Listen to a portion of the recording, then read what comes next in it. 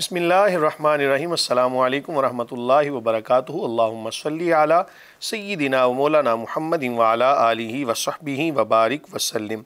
Rabbi इश्रह ली सदरी व यस्सिर ली अमरी वहलुल उक़दतम मिन लिसानी यफ़क़हू क़ौली वजअल ली वज़ीरम मिन अहली आमीन या रब्बल आलमीन। नाज़रीन व सामीन, आप देख रहे हैं मुफ्ती ऑनलाइन और मैं हूँ मुफ्ती सखावत मुनीर नईमी। आज जनाब 24वें रोज़े के वज़ाइफ़ के हवाले से आपकी खिदमत में हाजिर हैं। जनाब बादज़ नमाज फ़जर आपने या हय्यु या क़य्यूम इसकी एक तस्बीह को पढ़ना है।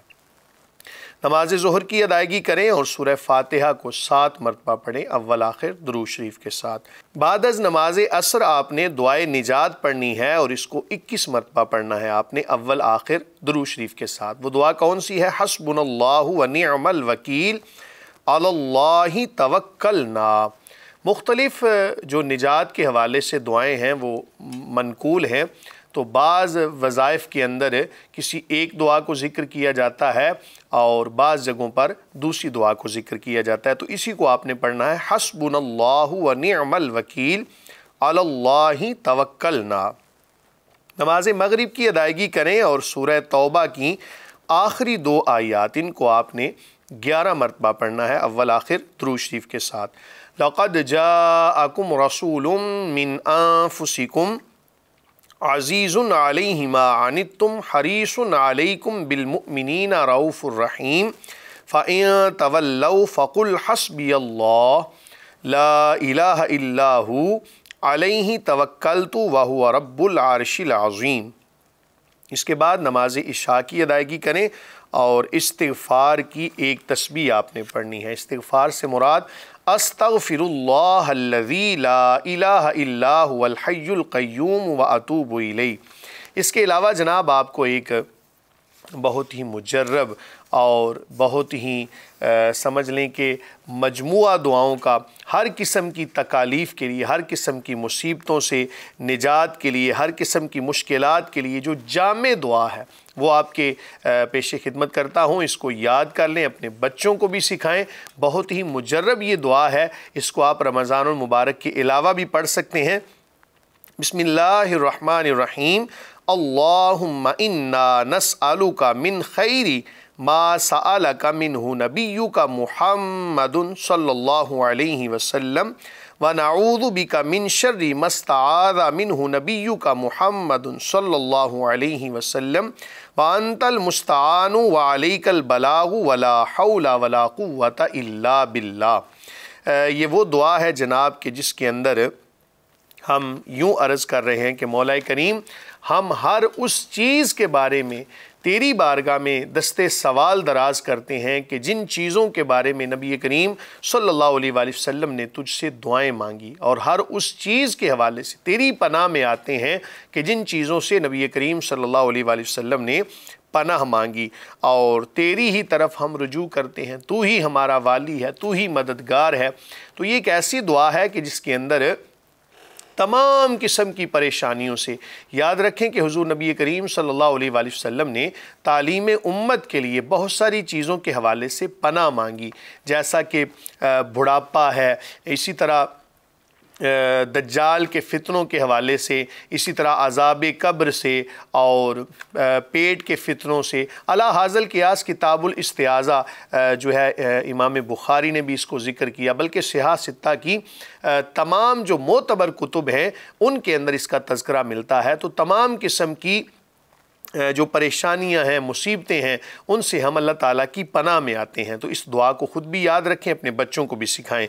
इस्तिग़फ़ार को लाजिम पकड़ें जनाब। ये वो वजीफ़ा है कि जिस पर रसूल करीम सल्लल्लाहु अलैहि वसल्लम ने तालीम उम्मत के लिए फ़रमाया कि मैं अल्लाह का हबीब होने के बावजूद अल्लाह की बारगाह में कसरत के साथ इस्तिग़फ़ार करता हूँ। हस्बुनल्लाहु व निअमल वकील के हवाले से आपको ये बात मालूम होगी कि जब बंदा अल्लाह ताला के हवाले से ये बात अर्ज़ करता है, मौला करीम तू ही काफ़ी है, तू ही मददगार है और तेरी ज़ात के ऊपर हम भरोसा करते हैं।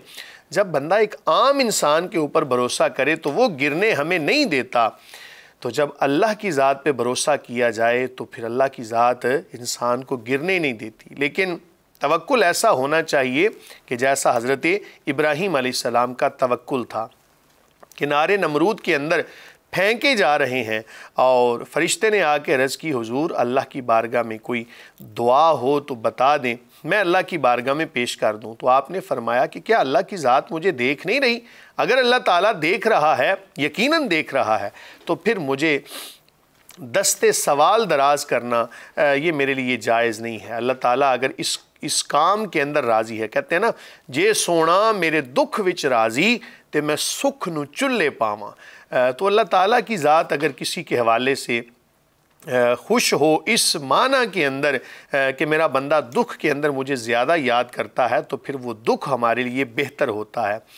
अल्लाह ताला अपने बंदे के हवाले से जनाब बेहतर फ़ैसला फरमाते हैं। हम ख़ुद भी अपने हवाले से उतना नहीं जान सकते जितना अल्लाह ताला हमारे बारे में बेहतर जानता है। यकीनन अल्लाह ताला की ज़ात अपनी मखलूक़ात में से हर मखलूक के हवाले से बेहतर जानता है और उसी ज़ात के ऊपर भरोसा होना चाहिए। याद रखें, एक हदीस का मफ़हूम है कि जब क़यामत के दिन जो तकलीफ़ और मुसीबत के अंदर लोग गिरफ़्तार थे दुनिया के अंदर, उनको जब सवाब मिलेगा ना क़यामत के दिन, तो फिर हर बंदा ये ख्वाहिश ज़ाहिर करेगा कि काश दुनिया के अंदर मुझे कैंचियों से काटा जाता और मैं सब्र करता और आज मुझे भी अजर मिल जाता। इसलिए परेशान रहना छोड़ दें। मुसलमान तो परेशान होता ही नहीं है। अगर मुसलमान को तकलीफ़ आए तो ये सब्र करे, अल्लाह ताला इसकी ख़ताओं को मिटा देता है। और अगर ये नेमत मिलने पर शुक्र अदा करे, अल्लाह ताला इसकी जो अशिया हैं, जो इसको नेमतें अता फ़रमाई हैं, उनके अंदर इजाफ़ा फ़रमा देता है। मुसलमान कभी घाटे में नहीं होता जनाब, बल्कि अगर बीमार हो जाए, एक हदीस में आता है जिसका मफ़हूम है कि जब बंदा बीमार होता है तो अल्लाह ताला एक फ़रिश्ते को भेजता है कि फ़रिश्ते जा। अल्लाह ताला की ज़ात जानती है, लेकिन इसके बावजूद इत्माम हुज्जत के लिए एक फ़रिश्ते को भेजता है कि फ़रिश्ते जा, सुन के आ कि मेरा बंदा शिकवा कर रहा है या सब्र कर रहा है। तो अगर तो बंदा सब्र करता है, अल्लाह ताला को याद करता है, तो अल्लाह ताला उसको शिफा अता फ़रमाने के बाद बेहतरीन रिज़्क़ अता फ़रमाता है और उसकी सेहत के अंदर इजाफ़ा हो जाता है। और अगर बंदा उस हाल के अंदर दुनिया से चला जाए तो अल्लाह ताला फरमाता है कि मैं इसको जन्नत अता फ़रमाऊँगा। क्यों? कि इसने मेरी आजमाइश के ऊपर सब्र किया है। तो हमेशा आप सब्र का दामन पकड़े रखें और कभी सब्र को अपने हाथ से जाने ना दें। ये वो चीज़ है कि जो अम्बिया की तालीमात में से है। और अल्लाह ताला जिसको सब्र की दौलत अता फ़रमा दे, शुक्र की दौलत अता फ़रमा दे, उसे और क्या चाहिए। इन्नल्लाह माअस्साबिरीन, कि बेशक अल्लाह सब्र करने वालों के साथ है। हम नमाज़ पढ़ते हैं तो ये नहीं फरमाया कि इन्नल्लाह माअल मुसल्लीन। हम सदका देते हैं और बहुत सारी इबादत करते हैं तो अल्लाह ताला ने साबिरीन के साथ फरमाया कि मैं सब्र करने वालों के साथ हूँ। तो हमेशा अल्लाह ताला की ज़ात पे जनाब भरोसा रखें। या हय्यू या कय्यूम एक ऐसा ज़िक्र है, एक ऐसा विर्द है कि जो अल्लाह ताला को बड़ा महबूब है। और एक पाकिस्तान के अंदर ही एक अल्लाह ताला के वली दुनिया से पर्दा फरमा गए हैं, उनकी ये तालीमात के अंदर शामिल था और आज भी उनके मुरीदीन कसरत के साथ या हय्यू या कय्यूम का ज़िक्र करते हैं। याद रखें कि ज़िक्र दो तरह किया जाता है, एक ख़फ़ी तौर पर और एक जहरी तौर पर। जहरी तौर पर ज़िक्र करना ये भी नबी करीम सल्लल्लाहु अलैहि वसल्लम की तालीमात से साबित है। ख़फ़ी लिहाज से ज़िक्र करना ये भी साबित है। अब ये बंदे के ऊपर डिपेंड करता है कि बंदा अल्लाह ताला को किस माना में याद करता है। तो दिल के अंदर तो हमेशा अल्लाह ताला की याद होनी चाहिए और ज़ुबान से भी जब बोले तो अल्लाह ताला का ज़िक्र बुलंद करे। ऐसे याद करो अल्लाह ताला को कि लोग कहें कि जिस तरह एक दीवाना होता है, एक पागलपन होता है, इस तरह अल्लाह ताला को याद करें कि होश ही ना रहे। और ये कैफियत खुद तारी नहीं की जाती बल्कि ये अल्लाह ताला की तरफ से तारी होती है। अल्लाह ताला की बारगाह में दुआ है कि खालिक कायनात हम सब का ख़ातिमा बिल ईमान फरमाए। कल इंशाअल्लाहुल अज़ीज़ जनाब नए वज़ाइफ के साथ आपकी खिदमत में हाजिर होंगे। तब तक के लिए अपने मेज़बान मुफ्ती सखावत मुनीर को इजाज़त दीजिए। अल्लाह हाफिज़।